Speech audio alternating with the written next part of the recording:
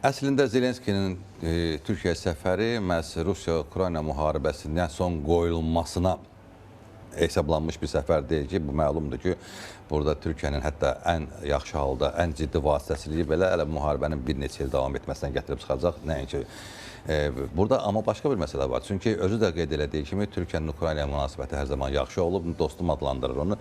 Təbii ki, Rəcəb Tayyip Ərdoğan da zaman-zaman Ukrayna prezidentinə müsbət jestlərini, müsbət fikirlərini biz görmüşük və əsas Ukraynanın ərazi bütövlüyünü tanıdığını biz görmüşük. Digər məsələlərlə bağlı yardımlarını onu da görmüşük. Bu etapların içində Zelenski bu danışıqları, bu görüş deyil Ərdoğanla, periodik, davamlı bunu eləməklə Türkiyə aralarında olan münasibətləri daha da inkişaf elətdirməyə çalışır. Çünki geci-tezi bu münasibətlərin gələcəkdə həll olunmasında Türkiyə açar rollu olmayan bir dövlət olacaq.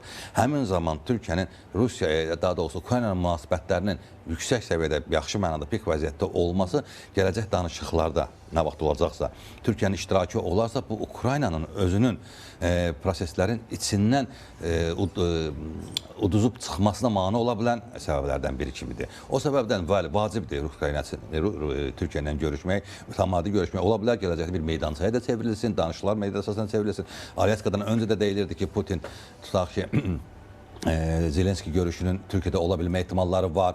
Gələcəkdə də bu da ola bilər. Bu istiqamətdən bu. Amma bizim bilmədiyimiz və bizim nəinki bilmədiyimiz mətbuata belə sızmaya biləcək danışıqlar da ola bilər ki, məhz prezidentlərin üz-üzə, göz-gözə bu məsələni müzakirə etməsi də vacib ola bilər ki, biz onu hələ bilmirik.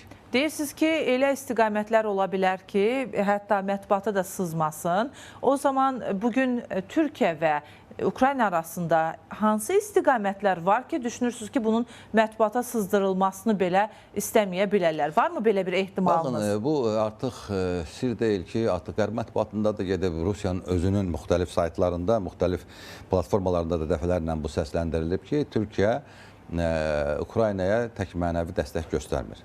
Türkiyə imkanı daxilində Ukraynaya hətta silahla da bağlı yardım göstərir, texniki yardımlar göstərir, dronların hazırlanmasıyla bağlı özünün ciddi yardımlarını göstərir ki, bu da Ukrayna-Rusiya müharibəsi gedişatında Rusiya üçün ciddi çətinlik yaradan amillərdən biridir. Bu deyilir. Düzdür, bəziləri bunu deyirlər ki, bu yalandır, yəni bu Türkiyə-Rusiya münasibətlərini gərginləşdirmək üçün, münasibətləri pisləşdirmək üçün fikirlən dezinformasiyadır, amma yenə deyirəm, bu ehtimalları dəyərləndirməyə biz bacarmalıyıq. Çünki əgər bir məsələ qapalıdırsa, sızdırılmayıbsa, onun olub-olmamasını heç kəs təkidlə deyə bilməz. Yəni, mən deyə bilmərəm ki, belə bir şey olub və yaxud olmayıb. Amma bu görüşlər varsa, bu davam edirsə, eyni zamanda, baxın, nəinki, indi siz deyirsiniz ki, daha doğrusu dedilər ki, raketlə vurulub, yəni orta mənzilli, təxminən 300 kilometr məsafəsi olan raketlə, Ataks raketlərindən vurulub. İddia olunur. Hətta tutaq ki, bu olubsa belə, bu dönənə qədər məlum deyildi.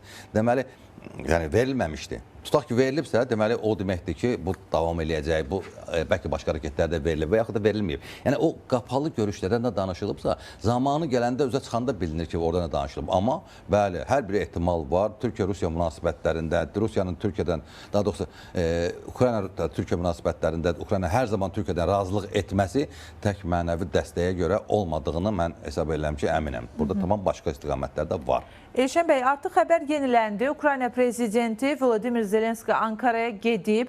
İnformasiya bununla bağlıdır və bilirik ki, bugün Ankarada Türkiyə prezidenti Rəcəb Tayyip Ərdoğanla Zelenski görüşəcək. Bundan öncə də görüşləri olmuşdu. Xahiş edəcəm, həmin o görüşlərdən görüntüləri ekrana verək. Az sonra həmin o görüntüləri də ekrana gətirəcək və artıq informasiya da yenilənib.